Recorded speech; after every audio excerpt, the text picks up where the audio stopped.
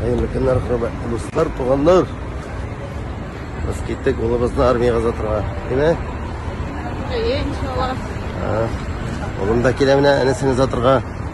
Bugün İlyas oğlumuz armiya saflarına yol tutacak Allah bilse. Saldan da tozdan oluyor.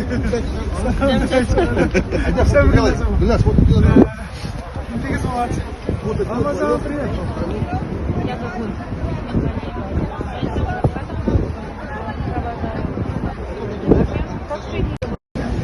Allah'a tapşırıp varıp gitsinler, isen sağ ol. Soldatlar.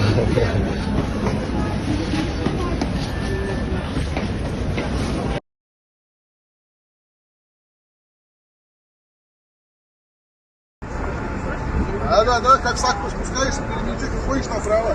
Потом